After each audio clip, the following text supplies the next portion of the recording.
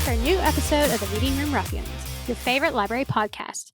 Today we will be having a book chat with just Zach and myself because Mallory is MIA. Seriously, where is she? And Carla is off visiting her mother. What is that about? We are her light. For real. Anyways, you can find more content from us on our Facebook group, Reading Room Ruffians Podcast, as well as from our Instagram at Reading Room Ruffians. Our library can be found on Facebook as well at facebook.com/WVJCO library. We also have Instagram and why does she have that on here twice? Never mind. I'm dumb. We also have Instagram and TikTok, which can be found at WVJCO library. Just cut that part out. No, that's staying in. Makes it feel live and real. That's fine. You can leave it in. I don't care. Now, based on all the other podcasts I hear of people not cutting stuff out, it's ridiculous. I mean, I truly do not care. You can leave it in, cut it out. I wasn't joking. Anyways, Yeah, it's staying in. So the same Okay, thing well, with like this conversation. That's fine. Continue on with our updates. New achievement. Oh my gosh. Sorry. Been back into Carl, I see. Brain. I was listening to it again here recently because we're doing the first book for my workbook club. So I finally convinced him to do it. That's awesome. I'm happy about that. That's awesome. All right, so we're going to be doing things a little bit shirts. differently going forward. We're going to be focusing a lot more on individual books and updating somewhat less frequently. We're going from once a week to once every 2 weeks. The episodes are probably going to be a little bit shorter, especially these like intro ones. Like if we introduce a new book for our new monthly book club thing that we're doing, we're going to try to encourage everybody to actually like read along with us. But we'll be introducing those books. Talk a little bit about a book chat, whatever book news happens to be happening, if there is any. And then in the next episode, we're going to be discussing our first impressions. And then we're going to be talking about the book in detail. So, fun stuff. It's going to be like roughly 3 episodes per book, but the first and last one was going to overlap, I think. We're still working it out. We're still going to be doing interviews as those come up when we can get people. We're still looking around, so if anybody knows anybody who wants to be interviewed for the podcast who's written a book, good for We it. actually have someone on the back burner that we're supposed to be contacting at the end of this month. Oh, well, there you go. So See, hopefully I got soon. somebody maybe lined up, hopefully. And I've talked to some other people. They haven't quite said that they would come on yet, so, they said contact them again in a bit. Yeah, once we read Chase's new book, we can have him back on too. Oh, this is true. Chase. And we love Wasn't Chase. Jasper working on something new? He might want to be back on again. So we might have some repeats. So. I'm hoping to get some new authors as well. So we'll just keep going for it, and I'll keep asking people and bothering them until they eventually cave and say yes. Yay! Most of the other stuff that we used to do though, like is going to be all going on the back burner. But in order to figure out more of what you guys want, we're going to be putting up a survey on Facebook and in a few other places, Instagram, and also in the description of this podcast if you're watching on YouTube or just listening. It's going to be in the description. So check there if you want to look at that. Put some ideas in there. Give us some responses. We want to know what you guys think and what you actually want to listen to. Yes. All right. So let's get into it. Today we're going to be mostly doing just a book chat. And, all that fun stuff. I did notice in the background of my video right now, over here, you can see the top part, like one of those vacuum attachments that has fallen off of my vacuum. So that's a good detail for the video watchers. That's the little detail thing. There you go. Yeah, fun stuff. This is what you're missing if you're just listening to the podcast and you don't get to see the video. Also, donuts back here. And I changed my keyboard. This is actually the real cool part. If you look over here, I have new keycaps on my keyboard. Look how cool that looks. Ariel can't see, but she's going to see eventually. We do this in video, but we can't see each other. It's kind of funny. Such a nerd. Well, I could turn on the Discord camera, but I feel like my internet would fail. It probably would. There's a reason why we don't do it.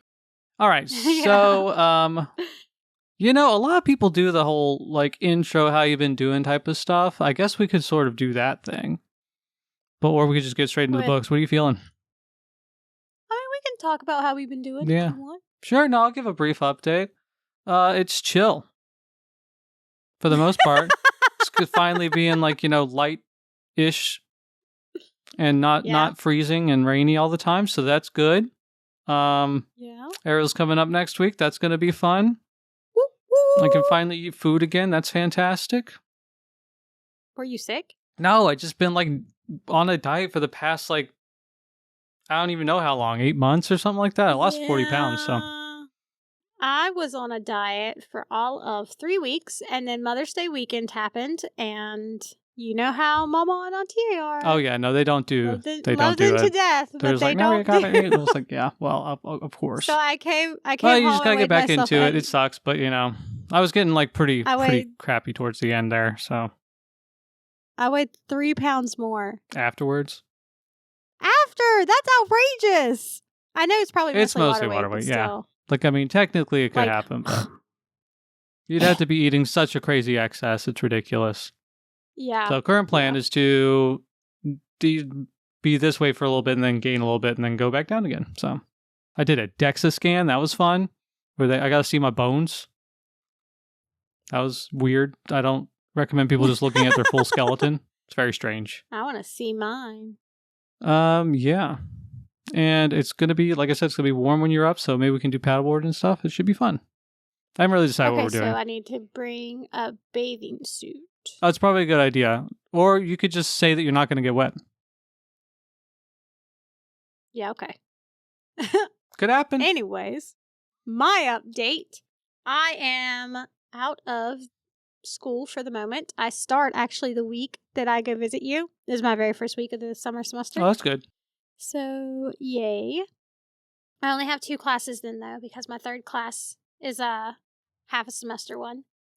I got 2 A's and a B this last semester, so yay. Yeah, that's about my life. School, being a mom. Nothing's much changed.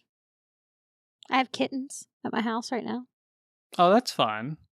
Kittens. Yep, we've named them Salt and Pepper. 2 kittens. That's 2 separate kittens. Panther and Chocolate, I think is what Rowan named the last one. I thought you were going to be on theme for the whole set, but apparently not. Could have done paprika, cardamom. No, I didn't name them. This ginger. was the kids. The kids named them. I'm just saying, they should have been better. Their mom is Peaches. Also, I think there's a moth in here. I've seen it fly back in my screen like twice now. Weird. Also, I've almost fixed my car. Yeah, I've been following your updates on it on the gram. Been doing lots of stuff. I think I just have to attach my shifter cable, and I think I can drive it. That's a pretty big deal. Finally getting it. Yep. All right. Oh, no, I have one more update. This is stupid, but my God. If anybody has any ideas. So, I have a fiddly fig. It's maybe 6.5 feet tall. Is that a dog? What? Sounds like a dog in the back. Yeah, it's outside. Oh. Also, I got a dog now. It's outside. I was like, what happened? And no.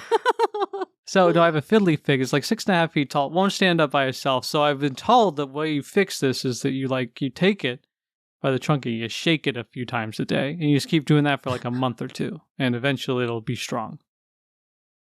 That makes sense. I don't know if it's working. In a way. I don't know if it's working. I've been doing it for like a few weeks now. If I sometimes forget to shake it. So, we'll see. I'll update next time. Here in 2 weeks, we'll see if it's stronger. It looks like it's drooping less, but currently I've got it like sort of tied up to a thing. It looks like it's being hanged.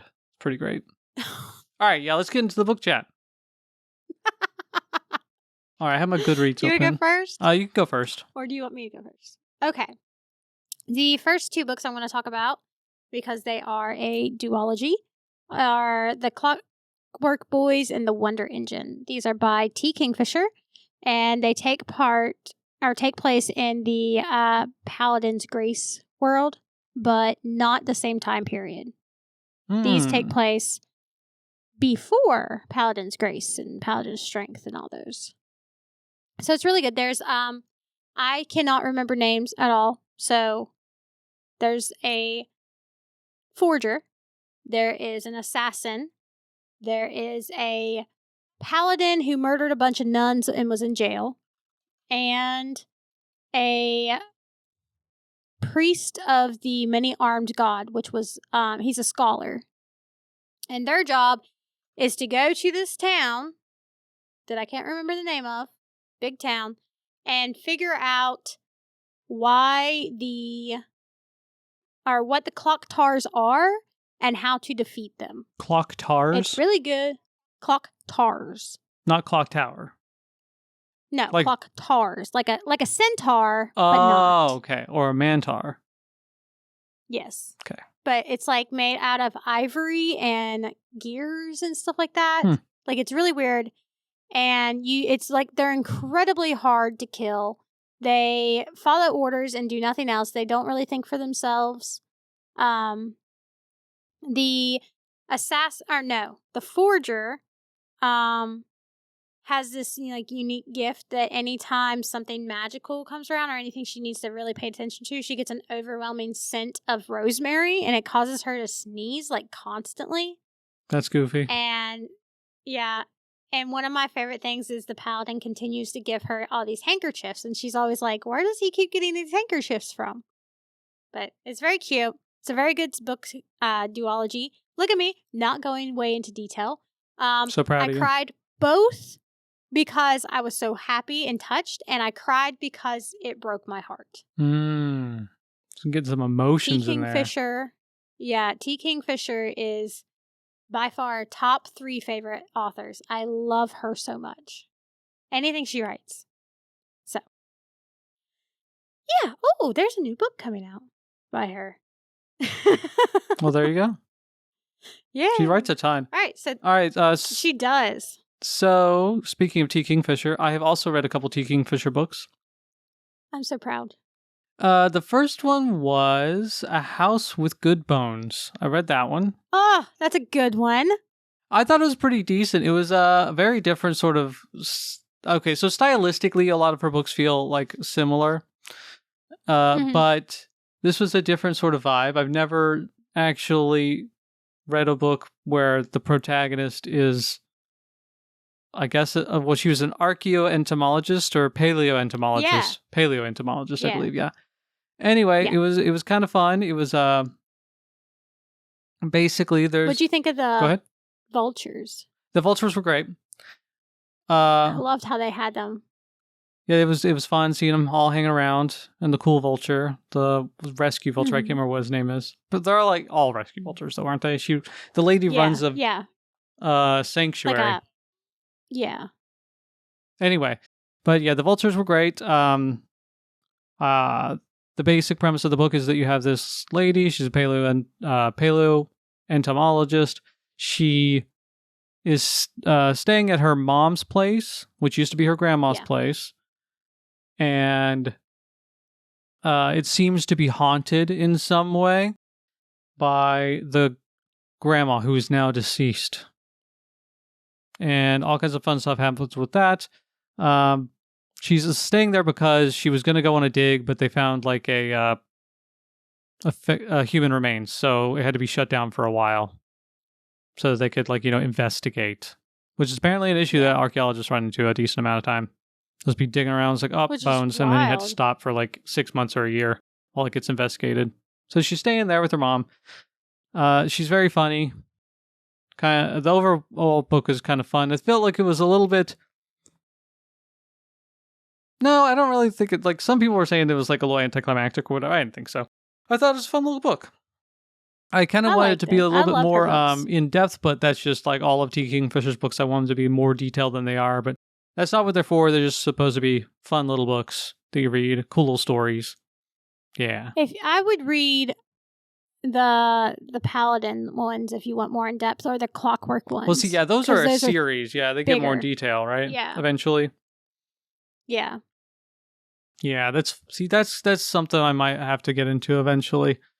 The other one, though, the other T. Kingfisher book I read was A Sorceress Comes to Call. Oh, that's on my list. Is it good? So that one was apparently this is a retelling of the Brothers Grimm book story Goose Girl, which I've never heard of.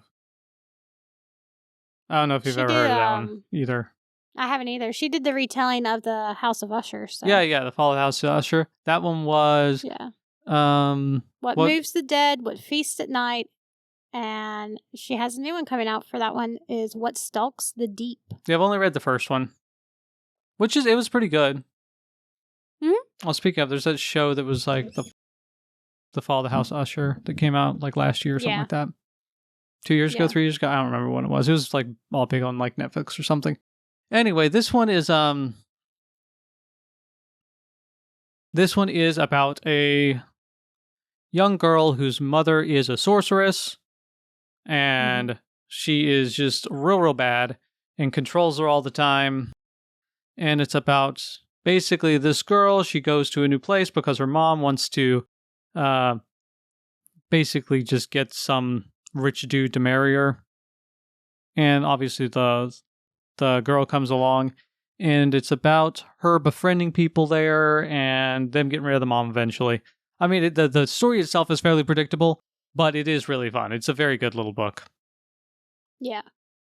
It was not what I expected. It wasn't exactly what I expected how they like ended up defeating her. Like, I mean, I guess not spoilers, but not spoilers because it's obvious. It's like that sort of a story. Yeah. But I just expected it to go a little bit differently about how they were going to do that, but it was still really good. I enjoyed it a lot.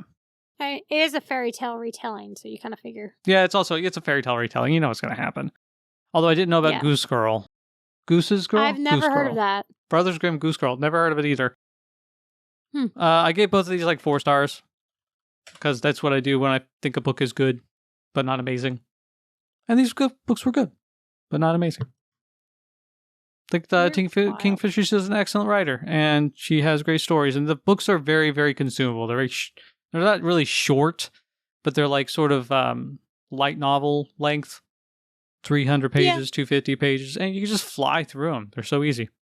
Yeah. All right. So my next book is called Nightfall by Jake Halpern and Peter Kujawinski. I want to say that's how you say it. Anyways, Kujawinski. There is an island called Marin's Island.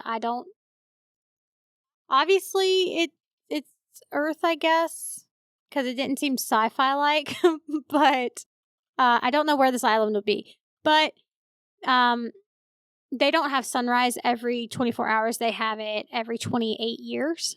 There's like 14 years of night and 14 years of day.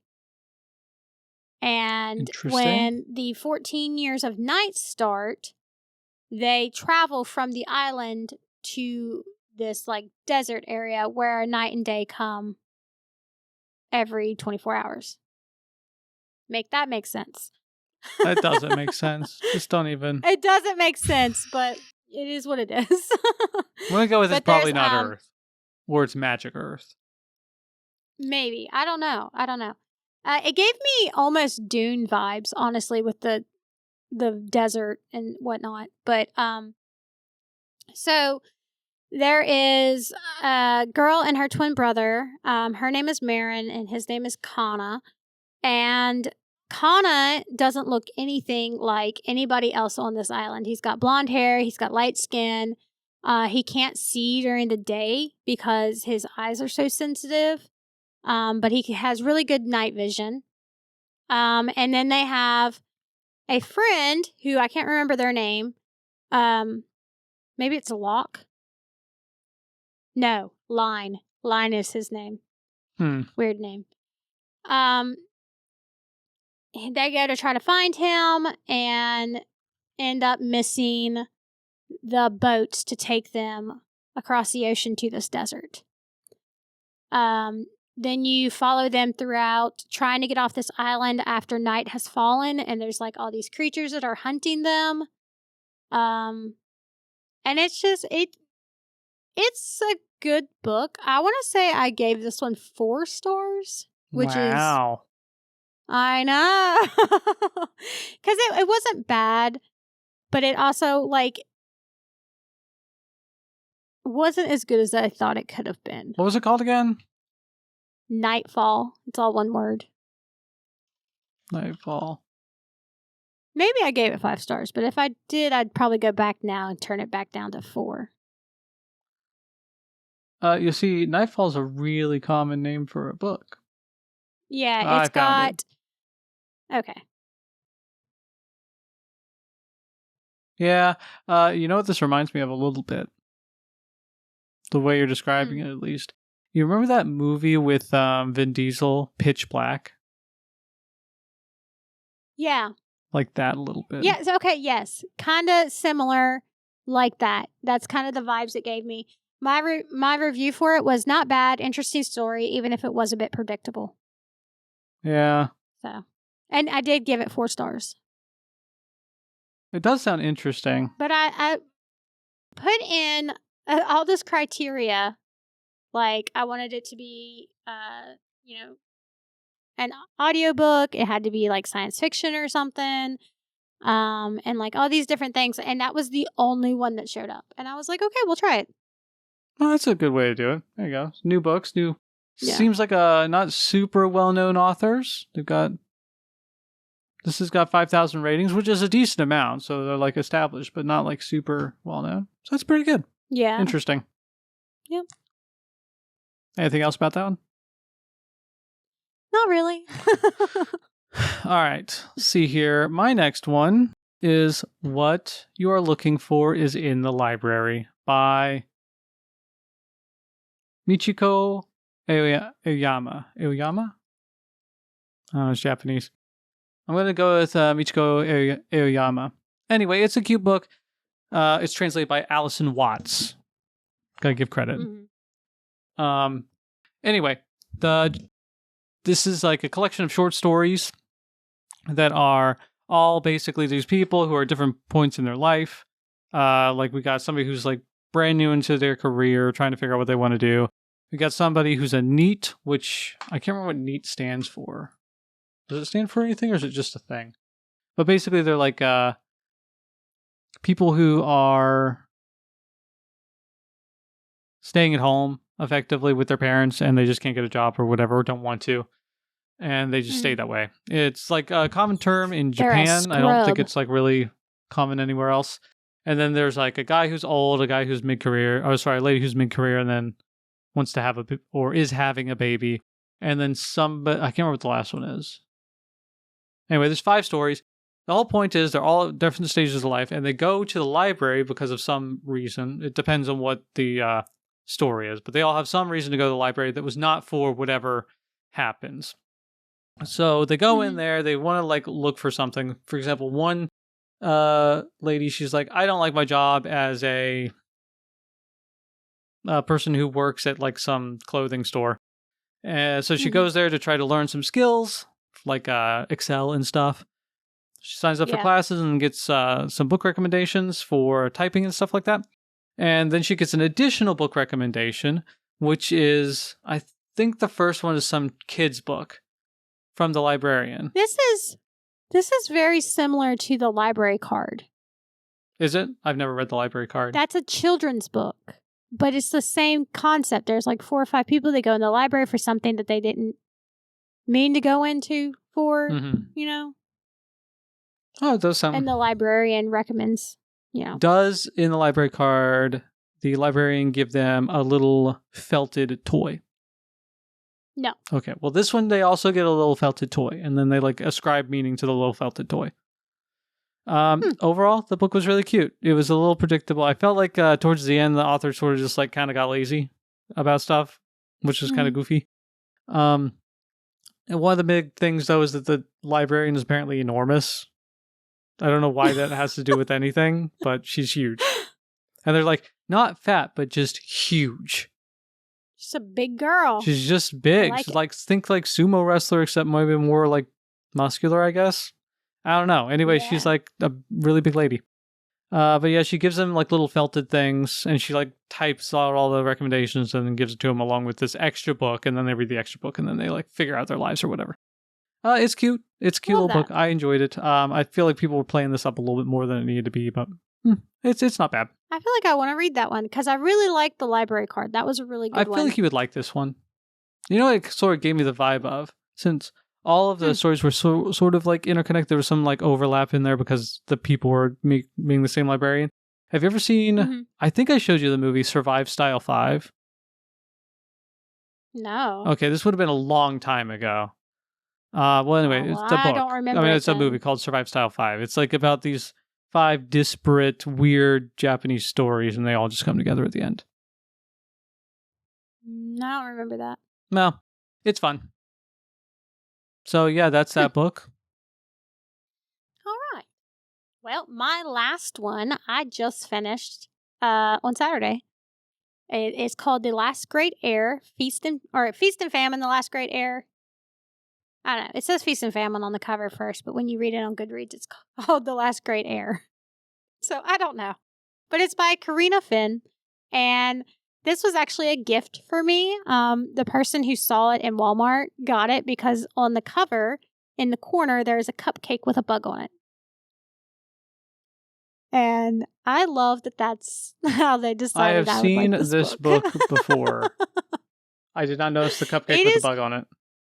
It's really good. It's a really, really good book. If you have read the Three Dark Crowns book series, it gives that vibe a lot. So there are 2 families, the Feast family and the Famine family. And the Feast family obviously has a bunch of balls, has a bunch of feasts. You know, they're really overzealous, gluttonous kind of people. Like, you know, they don't believe in restrictions at all. And then there's the Famine family who believes in like restricting stuff and only, you know, using what you need and not being insane with what you have. And the Feast family has ruled for the last 3 generations. And because of that, there's many people in the outskirts of the city that are starving, you know, because they just can't find things and they can't afford stuff because so much is getting used up on all these balls and these feasts. The Feast and Famine families have to have a duel when they turn 13. The heirs have to, you know, duel when they turn 13. And it's about the girl Merriment Feast and the I can't remember her full name, but she goes by Rue Famine, and them getting ready for this duel. And at the very end, they come together and stuff happens, and I'm not going to tell you what, but it's very good. They can use magic and make potions and stuff like that, do charms. It's pretty cool. Yeah, there's a second one coming out in February of 2026, and I'm already ready for it. So, but this is a like middle school age type book. But it's really good. I'm just really into children's books here lately, I think, because I don't have a whole lot of time, so I can get through them really quick. But no, that's fair. It's good. That's fair. I don't want to give too much. There is a cat in this book named Curtis, and I love him. What a name for a cat, Curtis. I know. Actually, no, isn't there's a cat on the gram I see all the time. His name's Kurt. Basically the same thing. He's an orange cat. This one is a white one. And he guards the apothecary. Fun stuff. Yeah, it's real good though. All right, my last one is called Unsold. It's the first book in the Cradle series by Will White, and it is okay. You were building that up, and then you're just like, it was okay. Did I write a review for this? My review for this book was, I hear it gets better after book 2. Oh, no. But it seems like a good foundation. It's a fine book. It's a lit RPG book, so, like, you know, they're kind of hit and miss. This one, yeah. I hear this is, like, one of the better ones. That being said, I've read some of the, like, really good ones, and they're just like, ugh. I don't know. I just hate the characters a lot of times. This one, it seems like it's got decent characters. The main guy's a little dumb right now, but maybe it gets better. I hear, like I said, I hear it gets better after book 2. I'm on book 2 now. I have not finished book 2 because I was running into some issues with the audiobook. And yeah, I was just being annoying. So I stopped it and I was listening to other stuff. I had to read other stuff for the other book club and stuff like that. But this one's fine. The basic idea is you've got this like little valley of people. They're trying to be all like, cool and tough, and they try to power themselves up. It's like most of the RPG type things. They've got this core of magical energy inside them. And then this guy, he's quote unquote unsouled, which means that he doesn't have an affinity for anything. So he's just garbage. But it turns out that everybody here in this place is just normal. Like they're actually kind of weak compared to everybody else outside of the valley. So he wants to get outside the valley and save his town. I don't know. It's fine for now. We'll see how it goes. I'll update if it's actually good. Otherwise, there's not really much to talk about with it. It's just kind of fine. Yeah.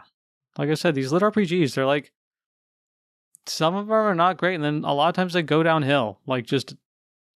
Or they take way too long, because a lot of them are chapter by chapter. Like, I've talked about this before with that one, The Wandering Inn, where the first book is like 1,000 pages or something like that, and nothing happens in it for most of the book. Because it's just a chapter by chapter nonsense thing. I don't know. The lady's pulling in like 20, 30 grand a month, though. So she's clearly doing something right. That's wild. Maybe I should do that. Be better at writing and just write some little RPG and pull in that much. Okay. It's ridiculous. Some people do really well with this stuff. I don't. I mean, obviously you got Matt Dinneman, but he's actually really good at writing, so. He is really good at writing. Also, he's got another book coming out. Yeah. Did you see? I think I sent it to you. Yeah, it's not. You might have. I think it was you who sent it to me. It's not coming out this year. It's coming out next year sometime, and it's like already done. And it's sort of Ender's Game-esque, except from the other point of view. I'm excited about it. But yeah. He needs to get on the 8th Dungeon Crawler book, so. Yeah, he hasn't actually. I don't know what's going on with my camera today. It's like flickering weird. There's not a ton. He hasn't released any new chapters because he was on vacation, apparently. So I guess it's acceptable, but I'm still upset about it.